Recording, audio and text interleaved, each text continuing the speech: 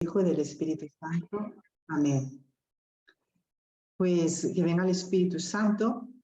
Ahora que estamos, ayer celebramos el Corpus en la iglesia, el domingo se celebrará en muchas zonas de España, pues que el cuerpo resucitado del Señor pues se nos haga presente de alguna manera en nuestra vida para que tengamos la absoluta certeza de su presencia en todos los momentos de nuestra vida. Jesucristo resucitado. Que el Espíritu Santo me dé a mí en esta hora pues palabras pues que nos ayuden a todos a entrar en este misterio. Primeramente a mí, que trato de explicarlo, y luego pues a todos los que me escucháis. Bien, pues repasamos un momento el día anterior en el que veíamos cómo del costado de Jesucristo salía esa sangre y ese agua. Ese testimonio que San Juan le da tanta importancia. Dice que lo repite 3 veces. Lo vio, da testimonio, su testimonio es verdadero y sabe que dice la verdad, con lo cual para él es muy importante, no es la sangre normal y el agua que caía de un moribundo, sino que tiene muchísimo significado, ¿no? Y vimos que este agua es el Espíritu Santo, simboliza el Espíritu Santo, que decía el libro de Zacarías, derramaré sobre la casa de David y los habitantes de Jerusalén un espíritu de gracia y de oración. Y habrá una fuente abierta y mirarán hacia mí en cuanto a aquel a que he traspasado. Pues esta fuente abierta, hermanos, en Cristo es el corazón de Cristo, ¿no? El corazón de Cristo que nos es dado mirarlo en el momento que aceptamos a María como madre. Dice que el discípulo la acogió como en su casa en ese momento y a él le es dado la primera persona a ver el costado abierto de Cristo y ver esta agua saliendo que simboliza estos ríos de agua viva de los cuales está lleno todo el Evangelio de San Juan, ¿no? El agua de la Samaritana, nacer del agua viva de Nicodemo. Pues ahí está el agua viva saliendo del costado de Cristo, el Espíritu Santo, que cambiará nuestro corazón de piedra en un corazón de carne. Y también me gusta mucho en este pasaje es ver cómo en el Éxodo, en el Éxodo de los israelitas, hay 2 momentos en el que el pueblo reclama agua. Si uno lee atentamente, uno aparece en el libro del Éxodo y otro en el libro de los Números. Y en el segundo caso, en el libro de los Números, reclama agua a Moisés, el pueblo, y aparece Moisés pidiendo agua a Dios. Y aparece una oración que yo solo he encontrado en una traducción pues, antigua de la Biblia, ¿no? Del padre Petisco, o sea, muy antigua, hace 200 años, bueno, que estaba hace 50 años todavía se vendía en las tiendas, ¿no? Y dice esta oración, en esta traducción, Moisés al Señor le dice, oh Señor Dios, escucha los clamores de este pueblo y ábreles tus tesoros, una fuente de agua viva, a fin de que apagada su sed, dejen de murmurar. Pues bien, esta fuente de agua viva es la escucha de los clamores de este pueblo por parte de Dios, ¿no? Dice, oh Señor Dios, escucha los clamores de este pueblo y ábreles tus tesoros. Pues Jesucristo nos ha abierto el tesoro de su corazón y no hay otro, ¿no? El pozo sin fondo de la Samaritana, que es el corazón de Cristo. Y de ahí sale la fuente de agua viva, que es su espíritu de clemencia, de espíritu de gracia y de oración. Y también qué preciosidad, porque dice San Pablo en la carta a los Corintios, la primera carta, capítulo 10, dice, todos comieron del mismo manjar espiritual y todos bebieron de la misma bebida espiritual, porque ellos bebían del agua que salía de la misteriosa piedra que los iba siguiendo. Y la roca era Cristo. ¿Veis? En el Antiguo Testamento aparece la roca, la primera roca en el Éxodo, que es al principio, cuando los israelitas están muertos de sed, y en el libro de los Números aparece otro momento que ya aparece al final del Éxodo, ¿no? Al final de cuando ya había pasado una generación, habían pasado 40 años, los israelitas, los hijos, pues vuelven a tener esta sed, ¿no? Y nos dice San Pablo que la roca misteriosa, la piedra, los iba siguiendo, y dice San Pablo, con esta inteligencia de las Sagradas Escrituras, ¿no? El don de entendimiento del Espíritu Santo, dice, pues esta roca era Cristo, la roca que le seguía era Cristo, es decir, Jesucristo es que ya desde el principio de los tiempos está siguiendo a la humanidad para darnos de su roca, desde la roca viva que es su corazón de carne, ¿no? nos da este agua viva que sale a borbotones, ¿no? Si alguno tiene sed, que venga a mí y que beba, porque de su seno brotarán torrentes de agua viva. Esta es la gran profecía de San Juan. Y ahí lo tenemos, el corazón de Cristo, que derrama torrentes de agua viva. Y la sangre que es el símbolo de la vida, como veíamos, y es la vida, no estamos hablando de la vida biológica, ¿no?, que todos tenemos, sino de la vida íntima, de la vida del alma, de la vida de gracia, de la vida de intimidad con Dios, o sea, es decir, de la vida que nos rescata de la vida del pecado, de la mala vida. Esta es la verdadera vida que nos da la sangre de Cristo, ¿no?, que indica pues su interioridad, sus sentimientos íntimos y la razón de su encarnación, que es por amor a nosotros, para rescatarnos de las obras del diablo, ¿no? Miremos al traspasado, que se trata de penetrar en la interioridad de Jesús. El corazón no es solo un órgano, es un símbolo que habla de todo el hombre interior. Habla de la interioridad espiritual del hombre. En la lanzada del soldado, todas las generaciones de cristianos han aprendido a ver el misterio del corazón del hombre crucificado, que es el Hijo de Dios. Esto lo dice Juan Pablo II.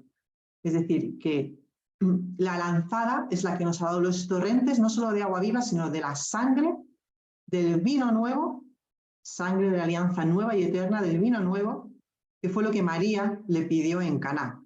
Y veis, por María, en la cruz, pues a Juan les ha dado de ver en primera mano esta sangre, este vino nuevo que brota del corazón de Cristo, esta vida nueva, para hacernos hombres nuevos. Y ya por último vemos a Jesucristo a quien enterramos, ¿no? Y dice San Juan, entierran en un sepulcro nuevo. Y le entierran con una sepultura regia, con unas 100 libras de mistura de mirra y aloe, que eran unos 20 litros.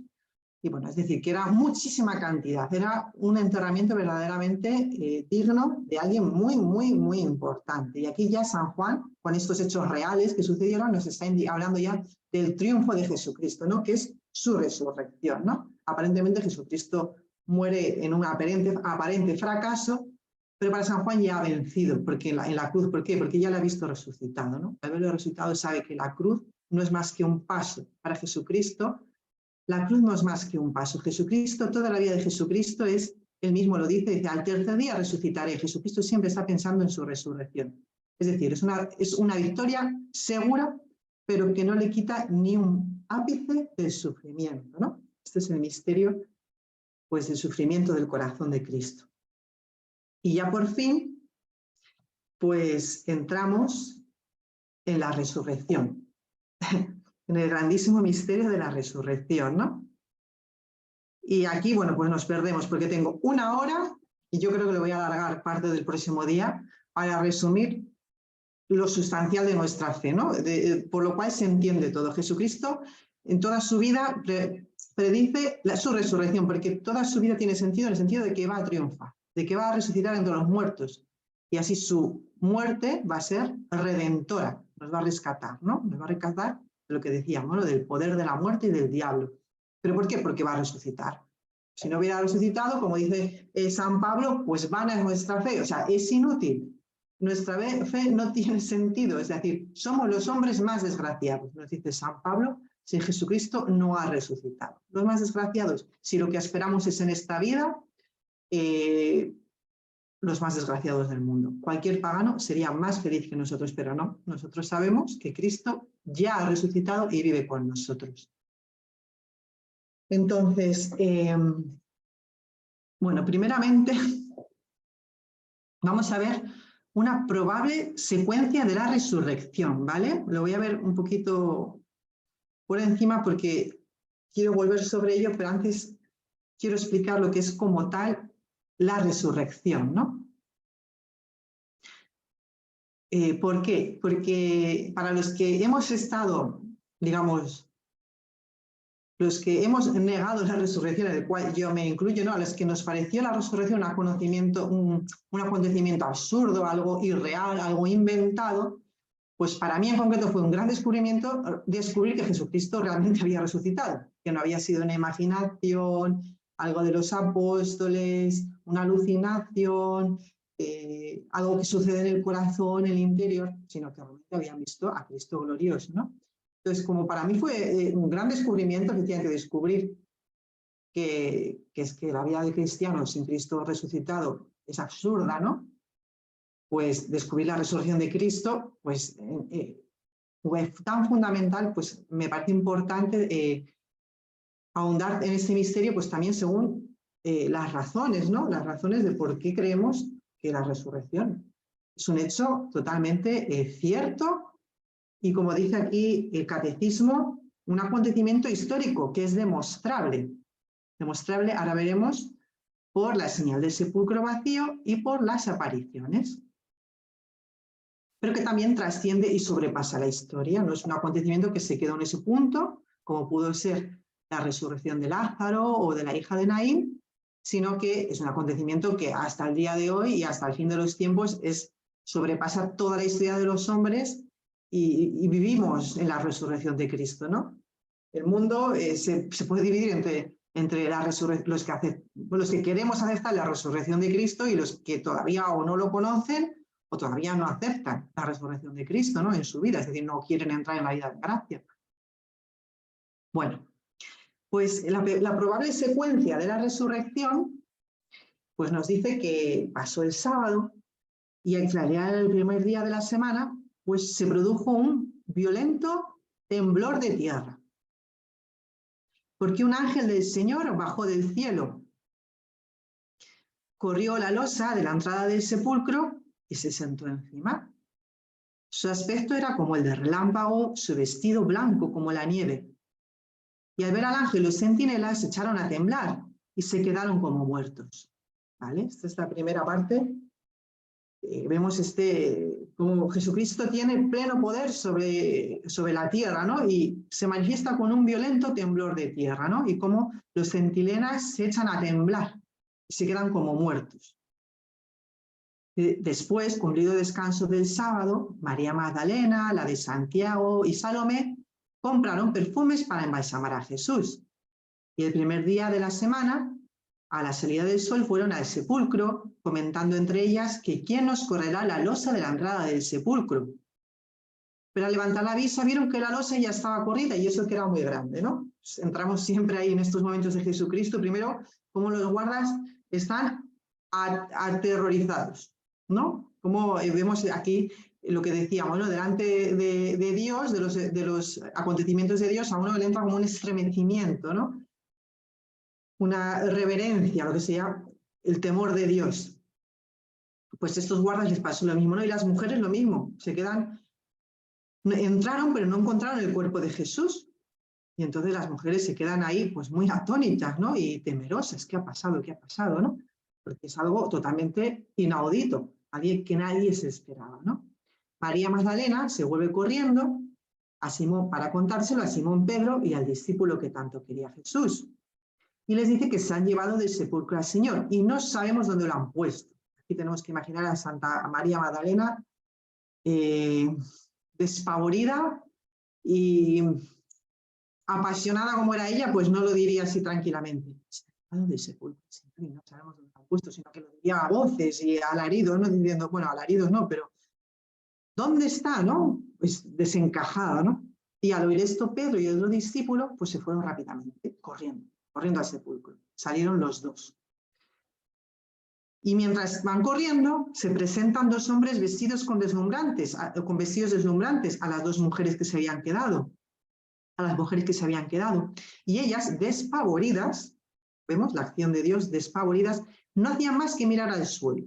Pero ellos les dijeron, ¿por qué buscáis entre los muertos al que está vivo? No está aquí, ha resucitado. Acordaos que él lo dijo cuando estaba en Galilea. El Hijo del Hombre tiene que ser entregado a manos de pecadores, lo crucificarán, pero al tercer día resucitará. Recuerda, ¿no? Pero ya es un acontecimiento totalmente extraordinario. Dos hombres y ellas quedan desfavoridas. Aquí vemos la obra de Dios cuando actúa, pues que nos deja atónitos, ¿no? Nos deja desfavoridos. Y le dice el ángel, marchaos y decid a los discípulos y a Pedro que él va delante de vosotros a Galilea, allí lo veréis, como dijo. Y entonces ellas recordaron sus palabras, volvieron del sepulcro y anunciaron todo esto a los 11 y a los demás apóstoles. y a todos los demás. Y después de esto fue cuando viene Pedro, viene Juan, y luego ya después Jesucristo aparece a María Magdalena. Pero antes de seguir con estas, como tal, con los textos del Evangelio, vamos a profundizar exactamente en lo que queremos decir un cristiano, o la Iglesia, mejor dicho, cuando dice que Jesucristo ha resucitado. Lo que decíamos, ¿no? Ya Santo Tomás lo dice, no es una vuelta a la vida normal, como es Lázaro, como la hija el hijo de la viuda de Naín, como la hija de Jairo, o como las resurrecciones que hicieron Elías o Eliseo. No. Son resurrecciones en las cuales estas personas van a morir. Aquí Jesucristo nos aparece que queda libre no solo de la muerte, sino también de la posibilidad de volver a morir. Y Jesucristo es una resurrección que sale de todos los órdenes de lo que podemos imaginar. Jesucristo se presenta como la primicia de entre los muertos. ¿Vale? Esto es fundamental. Ahora veremos qué significa esto de ser primicia de entre los muertos. Vemos que es algo totalmente distinto. Y el auténtico paralelo a la resurrección de Jesucristo, lo que más se puede parecer, pero la resurrección de Jesucristo es todavía mucho más. ¿Sabéis lo que es? Pues es la creación del universo.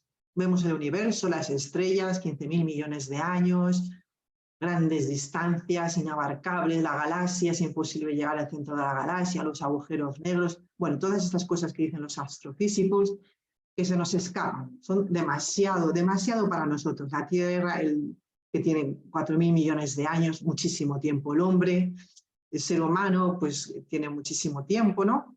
Por lo menos los primeros seres vivos, los primeros primates, se les adjudica 3 millones de años, que no eran hombres todavía, ¿no? Porque no estaban hechos a imagen y semejanza de Dios, porque no tenían ni voluntad ni inteligencia, ¿no? Pero eran pues la vida en concreto, la vida biológica, que son maravillas, ¿no? Pues todo eso, que es la obra de la creación, de la Trinidad, ¿no? Que estamos ahora, celebramos la Trinidad la semana pasada, pues es, digamos, poco en comparación con la resurrección de Cristo. Y por eso la categoría de la resurrección es algo tan inmenso, tan grande, tan impresionante, que si la obra de la creación se nos escapa, la obra de la resurrección de Jesucristo por sí misma también se nos escapa, por más que haya sucedido en un momento concreto de la historia, a un tiempo determinado, en una hora concreta, pero con unas repercusiones tan inmensas que no solo cambia el curso de la historia, sino el curso de la humanidad, iba a decir el curso de la creación, ¿no? Es un acontecimiento totalmente inmenso, que trasciende las categorías humanas, las categorías meramente históricas, pues a lo que se dedica un historiador, ¿no? Es decir, y mañana, y aquí vino Carlos V, y luego Felipe II, bueno, pues la resurrección de Cristo sucede en un momento concreto, pero tiene una trascendencia ya para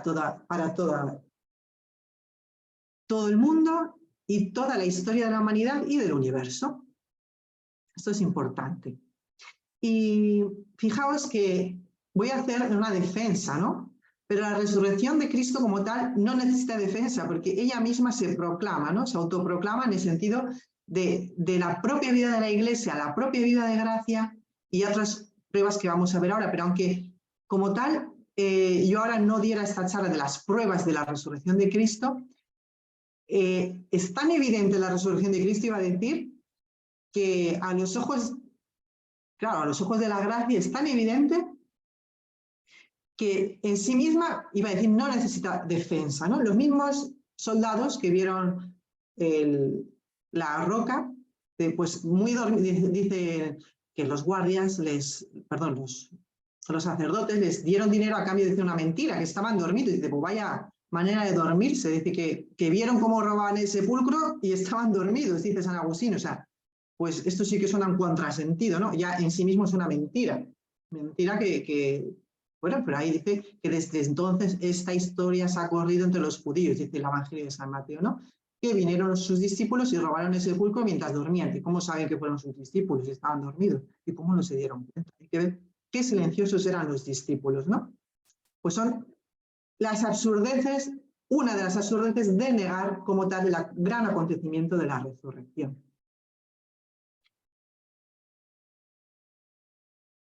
Bien, pues empezamos. Antes de nada, bueno, perdón, empezamos, no, seguimos. Antes de nada, también contar, o seguir, perdón, diciendo que la resurrección de Jesucristo es, antes que nada, habla de la esperanza de nuestra propia resurrección, es decir, que los primeros beneficiarios de la resurrección de Cristo, desde luego que es Jesucristo, ¿no? Pero somos nosotros. ¿Por qué? Porque todos los judíos aguardaban al final de los tiempos la resurrección, ¿no? La salvación de Dios, como habían escrito los profetas. Quien ha resucitado ha sido Jesús, pero podemos decir con toda verdad que los auténticos beneficiarios de su resurrección hemos sido nosotros. Los profetas anunciaron el mundo venidero. ¿Y qué es el mundo venidero? Lo que decíamos cuando hablamos del reino de Dios, la vida eterna. ¿Pero qué es esta vida eterna? Pues un momento en el que el hombre viviría en comunión con Dios para siempre y donde la creación, incluido el cuerpo, porque el hombre y la creación tiene materia, aunque algunos quieran negarlo o decir que no es importante, o sea, nuestro cuerpo es muy importante, es el cuerpo de Jesucristo el que resucitó, ¿no? Que su alma no murió nunca. Pues, ¿qué es lo que Jesús expresa con las comidas de los pecadores? Pues esta comida, este banquete que decíamos, era el banquete de las bodas eternas, ¿no? Donde el hombre viviría en comunión con Dios. Para los judíos, la resurrección era parte esencial de su fe, de su mundo venidero, de la obra salvadora de Dios al final de los tiempos. Y toda la piedad y la esperanza judías estaba orientada a este final de los tiempos. Pero ¿qué sucede? Que llega Pablo, llegan los Hechos de los Apóstoles y dice, y anunciaba en la persona de Jesús la resurrección de los muertos. Fijaos, en la persona de Jesús anunciaban ¿qué? La resurrección de los muertos. Aquí está el acontecimiento insólito. Lo que los judíos esperaban al final de los tiempos, es decir, en el último día, cuando todo se acabe, lo está diciendo Pedro, que anunciaban en la persona de Jesús ya la resurrección de los muertos. O sea, ¿cómo? Como la primicia. Jesucristo se presenta como la primicia. Es decir,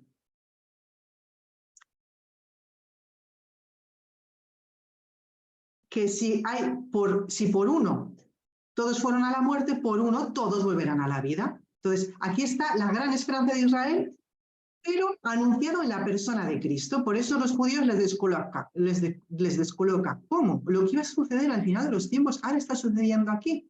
Vemos que Marta le dice a Jesús, sí, yo sé que mi hermano resucitará. ¿Cuándo? Al final de los tiempos. Y le dice Jesús, si crees, verás obras grandes. ¿No te he dicho que creas? Y ve la resurrección de Lázaro. Pero es que la resurrección de Cristo ya es la primicia de esta resurrección futura que llegará al final de los tiempos, ¿no? Entonces, lo que los apóstoles están anunciando es que la resurrección de Jesús, en la resurrección de Jesús había comenzado la resurrección de los muertos, ¿no? Y esto les suena a locos.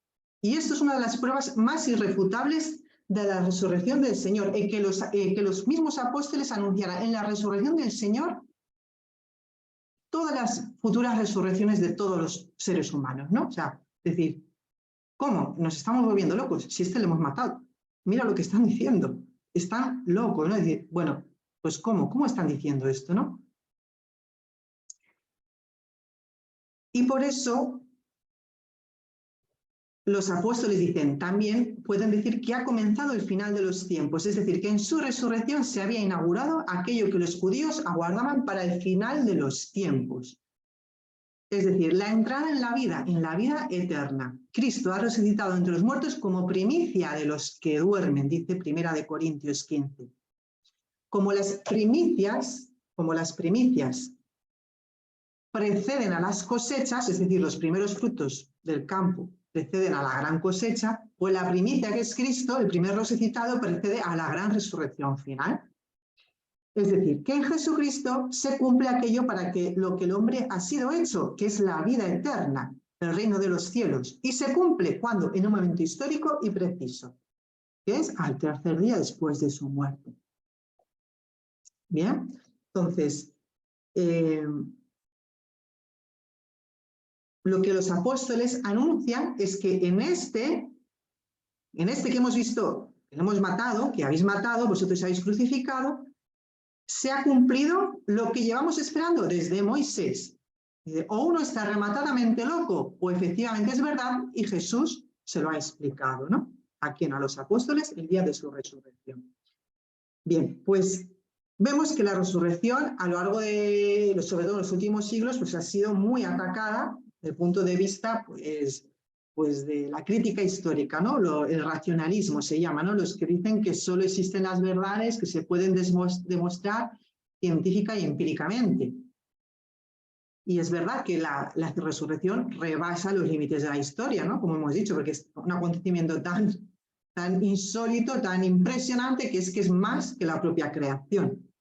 Pero al mismo tiempo, la resurrección de Cristo es una obra de Dios en la historia de los hombres, en un momento preciso y determinado, ¿no? Y esto es lo que niega, pues, la crítica histórica, ¿no? Entonces, tenemos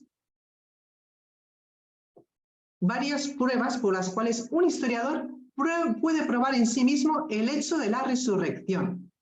El momento concreto se nos escapó a todos, ¿no? A los propios soldados que estaban dormidos, el momento del temblor, pues, y se abrió la puerta, pero no dicen que lo vieran salir del sepulcro, ¿no?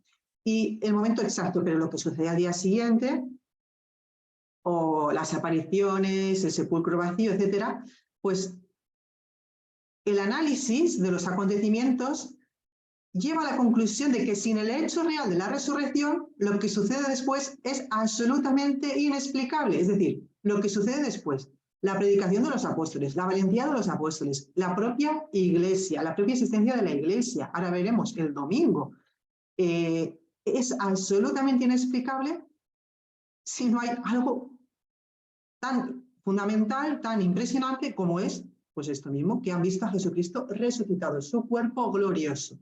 Con su carne, pudieron comer con él, lo vieron comer, lo dieron de comer, etc.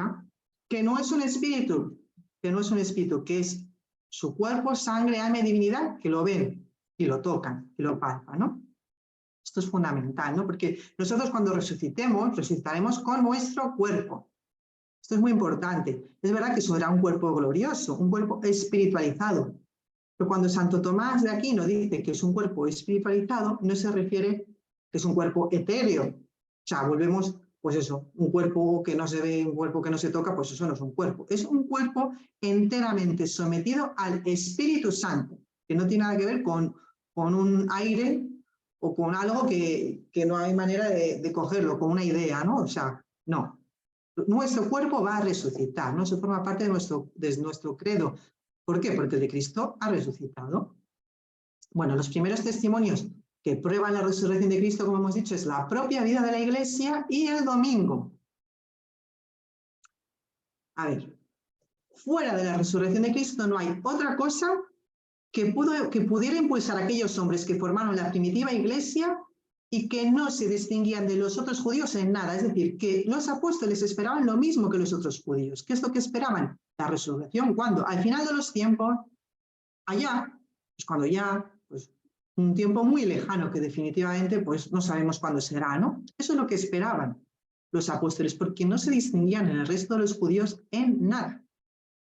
Y solo el hecho de la resurrección hace congruente su comportamiento posterior, ¿no? Su comportamiento, iba a decir, exaltado, entre comillas, ¿no? Como el día de Pentecostés, esa pérdida del miedo, ese crecimiento de 500 hermanos de repente que vieron a Jesucristo, o 3.000 que se le unieron en un día, o 5.000 al día siguiente, ese crecimiento de la iglesia tan repentino, ¿no? Esa valentía hasta el punto de dar la muerte, dejarse matar, de los primeros mártires, de San Esteban, etc. La misma predicación, la misma misión de moverse por todo el mundo en una sola generación. Se sabe que todos los apóstoles viajaron por todo el mundo conocido. Eso solo se explica por algo que ha sucedido tan impresionante, tan impactante. Todos los apóstoles fueron mártires, por cierto. Pues solo se explica por un hecho tan impresionante que es la resurrección de Cristo, ¿no? Que vieron a Jesucristo vivo y glorioso, comieron con él y les cambió por completo la vida, ¿no? ¿Y sabéis por qué les costó tanto reconocerle? A María Magdalena, que estaba locamente enamorada de Jesucristo, a sus apóstoles que le querían con locura, a San Juan. ¿Por qué le costó reconocerlo, no? Pues porque no lo esperaban.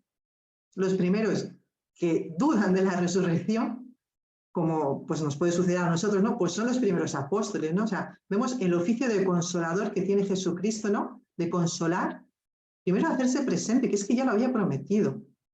Y la única que le espera, que lo veremos más adelante, es María, ¿no? La Virgen. Sabemos con absoluta certeza, ella es dichosa, la que ha creído, y ella es la que de verdad creyó, la única que creyó en su resurrección, ¿no? La única que le estuvo esperando esa noche, pero ninguna más. Es que no le reconocen porque no le esperan. Es que es como que dijéramos, a ver, yo enterré a mi abuelo y ahora mi abuela aparece, hola, soy tu abuelo. Pues, pero si yo te enterré ayer, o sea, es algo insólito, ¿no? Algo que, pues aquí Jesucristo, que lo había prometido, ¿no? Pero es algo que nadie se espera. Es algo que nadie se esperaba. Por eso no lo reconocieron. Y esto solo se explica por el simple hecho pues, de la resurrección, a la propia vida de la Iglesia, a la propia vida de los primeros siglos, que es impactante, ¿no? Impactante, y bueno, y todos los 2000 años, ¿no? Y luego después el otro gran testimonio no escrito es el propio domingo, que es el Dies Domini, y sí, y es el día como tal del Señor. ¿Y cómo es esto? Si los judíos celebraban el sábado, el gran sábado, que es el día de la el que Dios descansó de su creación. Pues porque el día octavo es el día de la resurrección de Cristo, que es el día de la nueva creación, es el gran día, ¿no? Es el mismo día que Jesucristo se aparece, desde luego las dos primeras apariciones, muy probablemente la tercera, si hacemos los cálculos de los días, o sea, es el gran día que Jesucristo se le muestra resucitado, ¿no? El día del Señor, que se les aparece victorioso. Desde entonces, los primeros discípulos, hay testimonios fehacientes de que celebraban el domingo. ¿Y cómo es esto? Si tenían tanto miedo, pues lo más fácil sería, no celebres el domingo. ¿Qué haces celebrando el domingo? Estamos locos. O sea, si tú no esperabas que resucitara nadie el domingo, ¿que no? O sea, el día del descanso es el sábado. ¿Qué hacemos celebrando el domingo? Pues la única explicación verídica que nos encontramos es que realmente lo vieron resucitado el domingo. Lo vieron glorioso, Señor de todo lo creado, de la muerte, del abismo, del infierno. ¿Cuándo? El día del Señor, el primer día de la creación, de la nueva creación, es el octavo día, ¿no? Después del sábado, al tercer día de su muerte. Es decir, estos dos testimonios no escritos, como son el domingo y la propia vida de la Iglesia, solo se explican por un acontecimiento que ha cambiado la mentalidad de un modo radical de un judío, que no espera ver a un muerto resucitado. No, espera la resurrección al final de los tiempos, no en mitad de la historia de los hombres. Estos dos hechos son absolutamente irrefutables, la vida de la Iglesia y el domingo. Pero aparte vamos a los propios testimonios escritos que nos aparecen en el Nuevo Testamento y los propios evangelios. San Pablo nos da confesiones de fe, ¿no? Y así nos dice, por ejemplo, que Pablo espera, dice, tras haber abandonado los ídolos para servir a Dios vivo y verdadero, y esperar así a su Hijo Jesús, que ha de venir de los cielos. Aquí Pablo está esperando la segunda venida de Cristo, quiere decir que ya hay una primera venida, que es su resurrección, ¿no? Esta es la primera carta a los tesalonicenses. Pero Pablo nos hace pues, su gran recorrido de apariciones, que es en 1 Corintios 15, que resucitó al tercer día según las Escrituras, se apareció a Cefas, luego a los 12, luego a más de 500 hermanos de una vez, de los cuales los más viven todavía, y luego se apareció a Santiago, luego a los apóstoles, y por último, como a un abortivo, se me pareció a mí. Fijaos que Pablo aquí está recogiendo una tradición, y cuando Pablo recoge una tradición está haciendo exactamente lo que hacía un rabino judío. Y un rabino judío, para un rabino judío es absolutamente imposible que cambie una sola palabra de lo que ha recibido oralmente de un rabino anterior. Forma parte de su oficio repetir exactamente las mismas palabras de lo que ha dicho, le ha enseñado su maestro o un rabino anterior, ¿no? Por una parte de lo que se llama la tradición oral, que es recibir una tradición. Y aquí Pablo dice, yo he recibido una tradición. En primer lugar, yo os transmití la tradición que yo había recibido, que Cristo fue sepultado, resucitó al tercer día según las Escrituras, se apareció a Cefas, luego a los 12. Pues bien, aquí Pablo nos está demostrando que ya la primera tradición de Pedro es que Jesucristo había resucitado, porque Pablo lo recibe directamente de Pedro, y Pablo no ha cambiado absolutamente nada. Lo mismo cuando dice Pablo, esperamos a su Hijo Jesús que ha de venir de los cielos. Aquí Pablo está recogiendo la tradición que ha recibido de Pedro, sin cambiar ni una sola palabra. ¿Qué están esperando los apóstoles? Al Hijo de Dios, al Hijo Jesús, que ha de venir de nuevo de los cielos, pero que ya ha resucitado, ¿no? Y ya vamos al testimonio propio de los evangelios, ¿no? Pues que es, bueno, como sabéis, los evangelios ya estaban escritos, ya cuando la iglesia, perdón, los evangelios se escriben, pero ya la iglesia ya existía, ¿no? Como una comunidad sólida y establecida, no eran un grupo informe de gente que de repente se junta y se les ocurre escribir 4 letras, entonces viene otro y escribe otras 4 letras y entre todos se ponen de acuerdo, no. La iglesia ya estaba sólidamente establecida, con Pedro a la cabeza, con María como madre, con los apóstoles, y se reúnen, creo que es Hechos de los Apóstoles 8, dice que todos se dispersaron y se quedaron los apóstoles en Jerusalén, probablemente aquí a dejar por escrito fijado estos acontecimientos, ¿no? Es decir, cuando se escriben los evangelios, la iglesia ya existía. Y lo que dice, pues la crítica histórica, pues que niega la historicidad de los evangelios, finalmente las palabras de Jesucristo, pues que lo niega todo, finalmente viene a decir bueno, que cómo nos podemos creer un testimonio tan desgarbado, tan aparentemente confuso, donde no se sabe si aparece después, primero aparece uno, aparece otro, que, ¿ves? Eso como que somos muy incrédulos, ¿no? Y fijaos, contrariamente a lo que pudiera parecer por esta crítica histórica de estos pseudo sabios, pseudo estudiosos, pues una crítica histórica exigente debe reconocer la historicidad fundamental de los acontecimientos que relatan los evangelios. ¿Y qué relatan los evangelios? Pues el sepulcro vacío y las apariciones. Y en esto, o sea, es que los propios judíos no niegan que el sepulcro está vacío. No pueden negarlo, como tampoco pudieron negar los milagros de Jesucristo. Decían, bueno, es verdad, tú has hecho un milagro, pero lo has hecho por el poder de Belcebú, ¿no? Pues aquí lo mismo. Sí, el sepulcro está vacío, porque la mejor manera de desmontar la mentira de los discípulos, si hubiera sido una mentira de que se hubieran robado el sepulcro, se habían robado el cuerpo del sepulcro, sería muy sencillo. Abrimos el sepulcro y todos estos, a golpe de espada, a su casa, les vamos a poner en orden. ¿Por qué? Porque está mintiendo. Aquí está el cuerpo de Jesucristo. Pero no lo hicieron por una razón muy sencilla. Porque no pudieron. No pudieron porque no estaba. El cuerpo de Cristo no estaba en el sepulcro. Porque hubiera sido lo más sencillo no pagar a la gente, no pagar a unos soldados que se durmieron y mientras se dormían vieron que robaran. Ya es un contrasentido, ¿no? Sino... es que no, es que abrimos el sepulcro delante de todos y ahí está el cuerpo. Dejad de decir majaderías, que decimos aquí en España, dejad de decir tonterías, porque si no, ahora vamos a por vosotros. Pero es que no pudieron decir que han robado el cuerpo, o sea, no pudieron mostrar el cuerpo de Cristo por la sencilla razón de que no estaba. Y esto es algo que se demuestra en sí mismo, o sea, que es históricamente demostrable, el sepulcro vacío, ¿no? Ni los mismos judíos lo niegan, dicen que lo han robado. Pero claro, hay otra cosa. Si el sepulcro vacío fue un invento, que no, que efectivamente lo robaron los discípulos, y vemos en el relato de las apariciones. Primero, los primeros testimonios son mujeres. Las mujeres no tienen ningún poder de testimonio, ¿vale? En el Antiguo Testamento. Y aparte de eso, está narrado de tal manera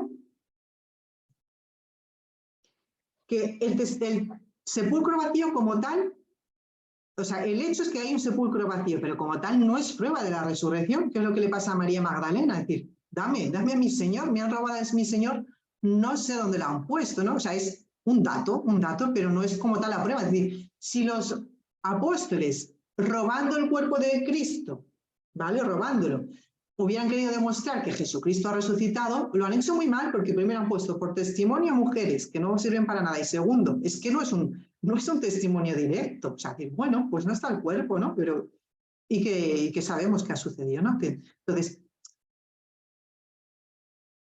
es decir, en esas circunstancias, los evangelios solo se comprenden si las cosas sucedieron tal y como las escriben los evangelios. Es decir, que el sepulcro se abrió, que los guardas huyeron, que las mujeres encontraron unos ángeles y que Cristo no estaba ahí. Es decir, porque tal y como están escritos, vaya mentira más mal montada, ¿no? Y efectivamente, para escribir una mentira podemos haberla escrito mejor, ¿no? Bien. Y luego, por último, las apariciones del resucitado, ¿no? Donde, pues, hoy y seguramente el próximo día, pues, profundizaremos, ¿no? Aquí, pues, tenemos las dos interpretaciones. La propia interpretación de la Iglesia, pues, que nos dice que Jesucristo lo vieron con su cuerpo, comía con ellos, que no es interpretación, que es lo que cuentan ellos, los apóstoles que no lo esperaban. Y luego está la crítica racionalista que dice que no, todo eso son invenciones, ¿no? La crítica racionalista, bueno, lo que hace es coger del Evangelio y decir esto sí, esto no, esto sí, esto no, esto sí, esto no. Y llega un momento y dice, bueno, ¿en qué se basa usted, no? Pues me baso en que he estudiado 15 idiomas y 3 carreras. Pero eso no es prueba, o sea, realmente lo que acaban haciendo es decir, pues si esto no es, esto seguramente tampoco sea, al final todo el evangelio sería falso, entre comillas, ¿no? Pero no, sabemos que eso no es así. Es decir, actúan según un prejuicio que viene a decir que por lo que yo pienso eso no puede suceder. Pues bien, lo que dice esta crítica histórica es que finalmente esto, pues estas apariciones nadie las niega, dice, sí, sí, vieron, si no negamos que vieran algo, no negamos, pero fue, por ejemplo, una de las explicaciones que da, ¿no? Un anhelo interior de estos hombres que provocó lo que llamamos apariciones. Y así, pues, esto se convierte en un fenómeno puramente natural, en lo que puede ser, pues, una alucinación, ¿no? Y finalmente, pues estas explicaciones son algo así como el espíritu de la Navidad, ¿no? Jesucristo resucita en tu corazón y qué bien estamos todos aquí, como esto tan bonito que nos ha pasado, no lo vamos a dejar morir, ¿no? Pues vamos a decir que ha resucitado, ¿no? Qué bonito, estamos todos aquí, ha resucitado, Jesucristo está vivo. Pues no, eso no es lo que dicen los apóstoles, eso no es lo que dicen los evangelios. Lo que dicen los evangelios es que inesperadamente Jesucristo se les puso presente cuando nadie lo esperaba. Y además, lo que nos cuentan los propios evangelios, los cuales son plenamente fidedignos, es que esta interpretación, pues, como pues, qué bien que estamos todos aquí reunidos y entonces Jesús no puede estar muerto porque se ha quedado en nosotros. No. Esa interpretación la hacen, es absolutamente imposible. ¿Por qué? Primero, por la duración de las apariciones. La duración de las apariciones, que nos habla de 40 días, la de San Pablo fue posterior, ¿no? Pues nos habla de muchas apariciones. Y en momentos diversos, a personas distintas, y en personas muy diferentes entre sí. Tomás que no estaba. Pedro, que no tiene nada que ver con Santiago. Santiago era un familiar directo de Jesús y, bueno, nada que ver. Pedro era muy impulsivo, pero Santiago se ve que era una persona pues muy reflexiva y nada dada a las exaltaciones, ¿no? Mujeres, hombres, momentos distintos. Los discípulos de Emaús, que esta gente nos hemos vuelto locos, ¿no? Esta diversidad de apariciones, duración, hacen totalmente imposible que eso sea una alucinación, porque la característica de las alucinaciones, pues los que estudian psiquiatría, ¿no? No tienen esta característica. Una alucinación sucede en un momento determinado, un grupo de personas concretos o a una persona en concreto que está predispuesta, pero no suceden de esta manera, ¿no? En personas totalmente incrédulas, por otra parte, ¿no? Tampoco se puede hablar de un contagio. He visto al Señor, pues, ¡ay, qué bien! Yo también lo he visto. Porque San Pablo, la aparición de San Pablo es posterior. es posterior a todo esto. San Pablo era un perseguidor y no sabía nada de Jesús, ¿no? No sabía nada de Jesús. Sí, a San Pablo, ¿quién le contagió? ¿Quién le contagió, no? O también, para tener una alucinación, pues se requiere una serie de condiciones determinadas, ¿no? Si uno, por ejemplo, no cree en que hay un demonio, que hay un infierno, pues difícilmente va a tener ensoñaciones, pues con cosas, es verdad que hay apariciones del infierno, ¿no? Pero una persona que no tiene predisposición a ver, pues yo qué sé, animalitos con 4 ojos y que vuelan, yo qué sé, o monstruitos, pues es que no, porque no tiene la predisposición, ¿no? Pues lo mismo, un judío que no cree en la resurrección de la carne aquí, sino que cree allá, en el tiempo futuro, pues de aquí a muchos años, pues es que no se le ocurre pensar que va a haber un muerto resucitado delante suyo, ¿no? O sea, es algo totalmente, ni siquiera por alucinación, es que no puede ser, ¿no? La resurrección de la carne, pues un día cualquiera. Eso para un judío es impensable, ¿no? Para un judío y para un pagano y para cualquiera, ¿no? Si eso Jesucristo no se ha revelado como tal, es que no hay quien se lo crea, vaya. Y de manera que con esta resurrección de Cristo ha comenzado el nuevo mundo y la nueva creación. Y no hay más explicación a todas estas apariciones, sino que Jesucristo mismo ha resucitado entre los muertos. Les ha dicho quién es Él y qué ha pasado, y les ha explicado las Escrituras. Por ejemplo, pero no os decía que el Hijo del Hombre había de resucitar, o sea, tenía que sufrir. Dice, ¿no habéis leído Isaías 53? ¿Quién se lo explicó esto? Pues Jesucristo mismo resucitado, ¿no? Es decir, es un mensaje tan absolutamente original, la resurrección de Cristo en su cuerpo, que es que nadie se lo había imaginado, ni los griegos, ni los indios, ni los judíos, nadie. Era algo totalmente insólito, algo inesperado. Y decíamos, como dije antes, ¿no? Es verdad que hay tradiciones, pues había en el Antiguo Testamento, pues de resurrecciones, ¿no? Elías y Eliseo, pero es que el testimonio de la resurrección de Cristo no es este. No son de hombres que resucitan a otros y después se mueren, sino es que Jesucristo es un cuerpo glorioso y vivo, vencedor de la muerte para siempre, y que tiene el poder de aparecer y desaparecer.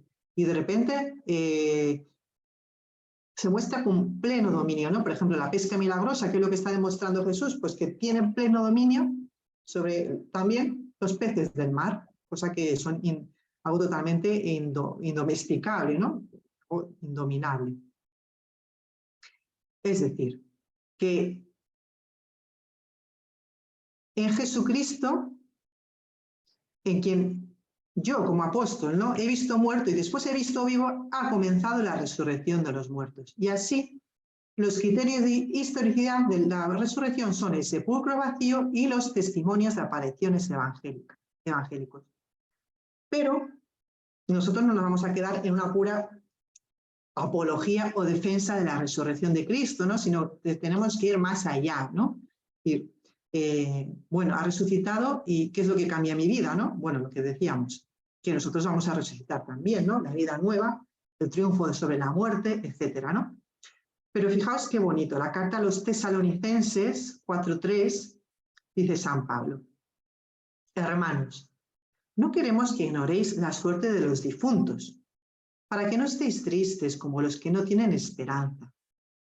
A los que creemos que Dios los resucitó, de igual modo, Dios llevará con él por medio de Jesús a los que duermen. Dice San Pablo, a los que duermen, no dice a los que han muerto, sino a los que duermen, ¿no?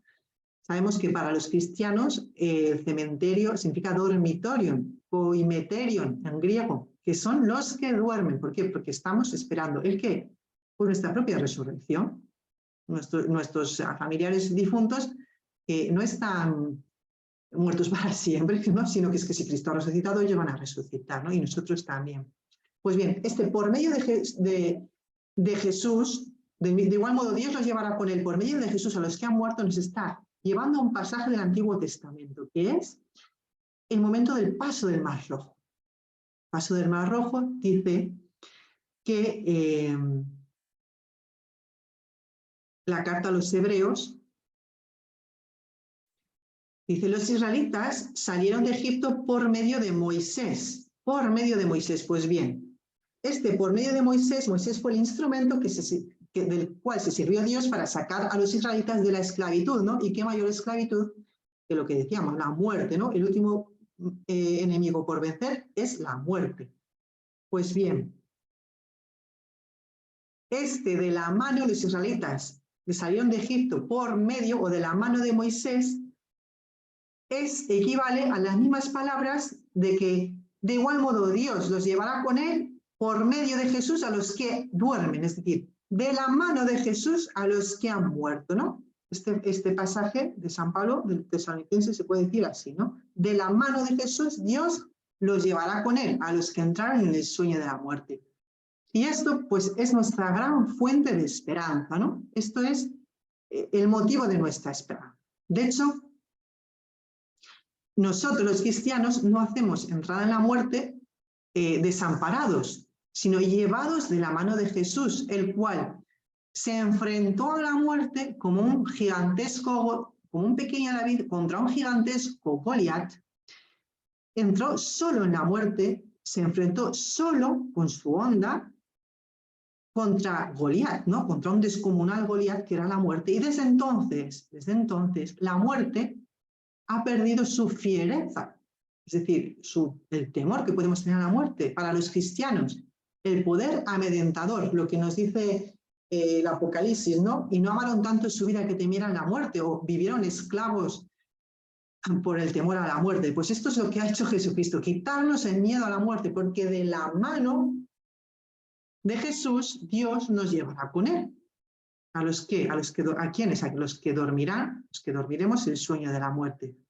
Es decir, saber que nosotros entramos en la muerte acompañados de Cristo nos agiganta y nos libera del miedo que nos tiene acobardados y sometidos a la esclavitud, a la servidumbre. Vivir como esclavos por medio de la muerte.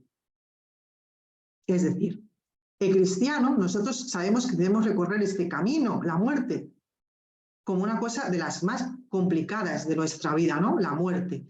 Pero esta certeza no debe crearnos tristeza, como los que no tienen esperanza, sino confianza en que de la mano de Jesús Dios nos llevará con él y nos introducirá en la vida y el día previsto resucitaremos en nuestro cuerpo. La resurrección de Cristo nos ha arrancado de la esclavitud, del miedo de la muerte, y sin la resurrección de Cristo la vida humana llega a ser desesperante, ¿no? Y por ejemplo, ponemos un ejemplo y el próximo día seguimos con la resurrección, ya viendo pues, los casos particulares y que no nos va a dar tiempo, ¿no? Dice, el ejemplo de San Ignacio de Antioquía, ¿no? Dice, con alegría muero por Dios, no me creéis obstáculo, os lo suplico. O sea, dejadme morir por Dios, es que voy contento, voy alegre a la muerte. Dejadme ser presa de las fieras que me harán alcanzar a Dios. Es imposible concebir una ausencia más grande de miedo a la muerte, ¿no? Una liberación más total del miedo a la muerte sin necesidad de tomar drogas, sin necesidad de tomar medicamentos. O sea, es decir, es que San Ignacio de Antioquía no tiene miedo a morir, sino que dice que con alegría muero por Dios, ¿no? Y aquí es al punto que llegamos, ¿no? Es importante entender el sentido de la resurrección, que se ha iniciado la vida eterna, la vida de la gracia, ya aquí en el tiempo de los hombres, ¿no? La vida, pues el corazón nuevo, ¿no? Lo que decimos tantas veces, el corazón nuevo, el espíritu nuevo, el corazón de carne, la vida de la gracia, se ha iniciado ya aquí la vida eterna en el tiempo de los hombres. Esto es lo que significa la resurrección de Cristo. Y que la compañía de Jesucristo no es allá en un futuro, o allá que quedó en el pasado, sino que es hoy, ahora, pues un viernes 9 de junio del año 2023. Jesucristo está vivo, resucitado ahora, y de la mano nos llevará con él cuando durmamos. Y dicho esto, pues el próximo día seguimos pues, con apariciones en concreto pues, que son tan bonitas y ya también veremos la ascensión de Jesucristo. Si alguien pues, quiere comentar algo o hacer alguna pregunta, pues aquí estoy.